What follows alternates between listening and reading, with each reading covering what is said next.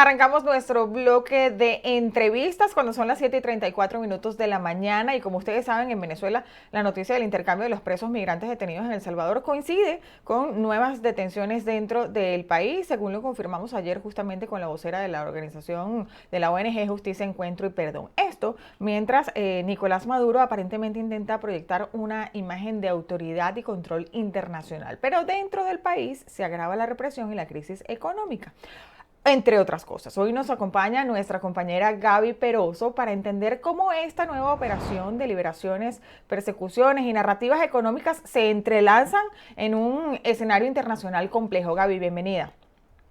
Hola Laura, buenos días a ti y a todos. Rápidamente entramos en materia, cómo leemos este movimiento de piezas en el tablero diplomático.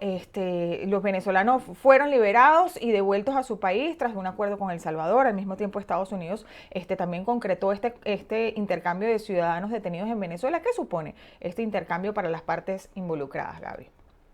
Bien, yo he visto a algunos analistas asegurar que nuevamente, cómo es posible que están negociando con el régimen de Nicolás Maduro. Aquí hay que entender que en primer lugar, si lo vemos desde el punto de vista de Estados Unidos, aquí se está cumpliendo una premisa fundamental que tenía esta administración y una de sus promesas de campaña, que era la vuelta de los rehenes estadounidenses en todas partes del mundo, como una prioridad absoluta de Estados Unidos, y eso se cumplió sin entregar absolutamente nada a cambio. Vamos a verlo desde el punto de vista, en principio, del gobierno de Estados Unidos. Estados Unidos no dio absolutamente nada a cambio y volvieron a casa 10 estadounidenses que permanecían entonces detenidos por el régimen de Nicolás Maduro. Es tonto pensar de que de alguna manera la oposición venezolana, María Corina Machado, debía participar de estas negociaciones cuando ella no tiene absolutamente nada que ver en el secuestro de los ciudadanos estadounidenses y otros extranjeros que han sido retenidos por el régimen de Nicolás Maduro. Y adicionalmente hay que verlo desde el punto de vista de qué pierde el régimen de Nicolás Maduro, y pierde una de las fichas más valiosas que ha utilizado a lo largo de la historia, y es justamente los rehenes estadounidenses. ¿Y qué le dio a cambio a Estados Unidos? Ratifico absolutamente nada. Por supuestos, por algunos rehenes o por este tipo de negociaciones, más bien Estados Unidos le dio a los narcosobrinos, le dio a Alex Saab, le dio concesiones petroleras, y en esta ocasión absolutamente nada. Adicionalmente, sabemos la naturaleza del régimen de Nicolás Maduro, Laura, y yo no creo que a ellos realmente les interesara que los venezolanos que se encontraban en El Salvador, en el SECOT, eran realmente necesarios para él y eran justamente algún gran premio que ellos podían lograr. Todo lo contrario, yo siento que el presidente de El Salvador, Nayib Bukele, le sembró el compromiso a Nicolás Maduro de decir: tú tienes que velar por tus venezolanos que están en el extranjero, tienes que negociar e intercambiarlos por algo, y eso realmente no le valía absolutamente nada a Nicolás Maduro. Mm. Hace su show, pero ¿a quién le manda un mensaje? Realmente, ¿qué gana él con la vuelta de estos venezolanos en el sentido de ellos como dictadura? Absolutamente nada.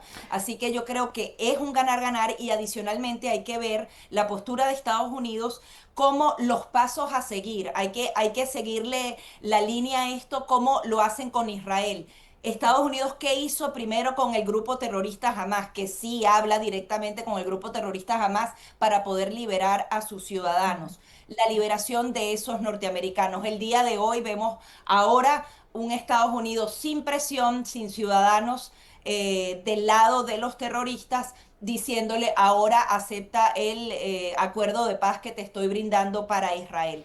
Cuando lo vemos así, podemos ver entonces a un Estados Unidos con un plan que puede ir a futuro, y ya con la liberación de los norteamericanos. Así que yo creo que es extraordinario este acuerdo que se logró. Claro, pero paralelamente a esto también veíamos a Nicolás Maduro presentar las excarcelaciones de estos 252 venezolanos desde el SECOT como un rescate humanitario ¿no? Sin embargo, organizaciones como Amnistía Internacional han denunciado constantemente violaciones de derechos humanos cometidas por el gobierno de Venezuela. ¿Cómo se interpreta esta contradicción desde la óptica internacional y qué tan efectivo ha sido Maduro en construir esta narrativa de derechos humanos ante la comunidad global?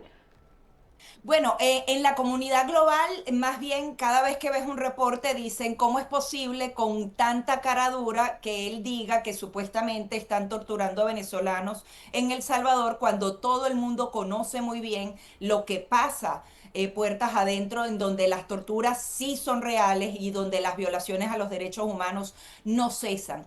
Y adicionalmente, ¿qué gana Maduro con eso? Internamente, las elecciones siguen estando amañadas, él no gana popularidad con eso, él podría simplemente ganar al decir que tiene una negociación directa con Estados Unidos.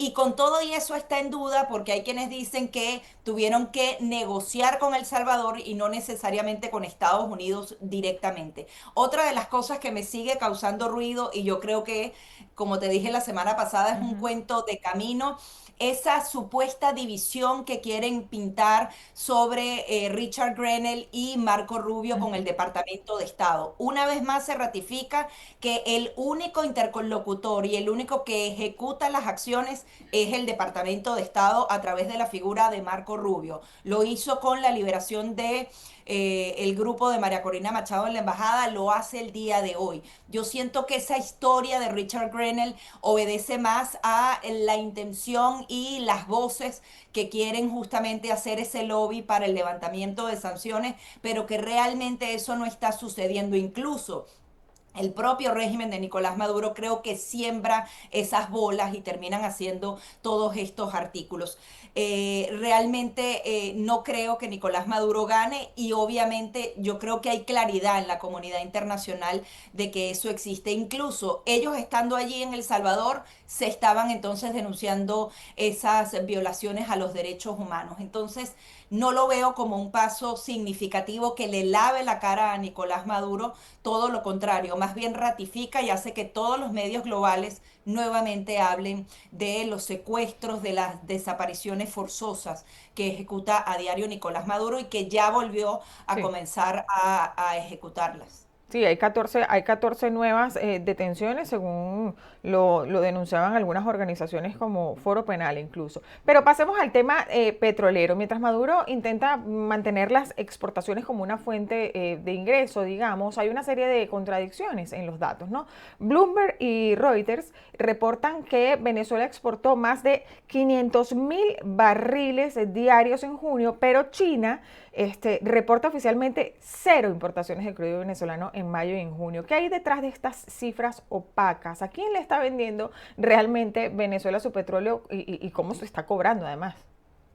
Bueno, pareciera que al final el destino final de ese petróleo sigue siendo China. China. Estuve hablando el día de ayer y el jueves vamos a presentar un programa especial con algunos de los expertos del Atlantic Council que justamente vela por esa relación entre China, América Latina y particularmente Venezuela. Y lo que dicen es que siguen ocurriendo las triangulaciones, sobre todo a través de Malasia. Incluso veíamos cifras que publicaba el experto petrolero también Francisco Monaldi, en donde veían una diferencia sustancial de toneladas de petróleo en Malasia, mientras en mayo se habían registrado 5.07, ahora en apenas un mes y mágicamente eran 7.09. Es decir, siguen exportando ese petróleo ahora completamente en el mercado negro y al final China no se atreve a reportar ese petróleo venezolano, lo coloca en cero porque teme las sanciones secundarias. Recuerden que China y Estados Unidos están en esa negociación para los tratados de libre comercio y las sanciones secundarias ya no van a las empresas, sino a los propios gobiernos y el que supuestamente compre o haga algún tipo de operación relacionada al petróleo venezolano tendría entonces que pagar esas sanciones secundarias. Aquí la pregunta fundamental es si a estos terceros países los van a sancionar. Nos decía el experto que al final nunca son directamente Venezuela-Malasia, por ponerte un Uh -huh. ejemplo que tiene un pero claro, sino que incluso esto entra a través del sistema financiero en Londres, imagínate tú.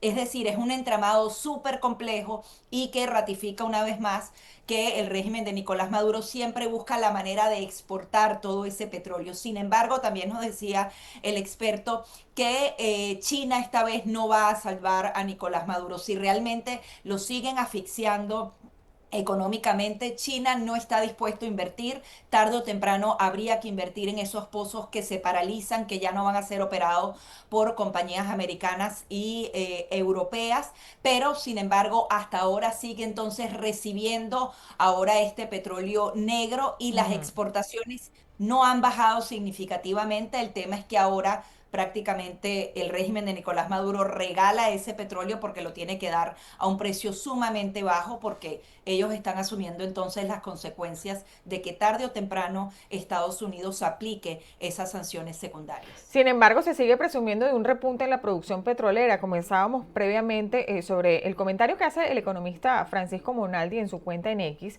y él ha aclarado que ese aumento no se traduce en más ingresos, pero para el gobierno ni para PDVSA. Entonces, ¿cómo se lee este desfase entre la realidad económica y la narrativa política que intenta proyectar continuamente el chavismo, Gaby? Sí, hasta ahora se mantiene porque, bueno, siguen extrayendo ese petróleo Ujú. y todavía hay un remanente y podrían seguir manteniéndolo con algunos de los operadores o del personal de PDVSA. Sin embargo, todo eso va con unos descuentos de hasta el 60% por barril.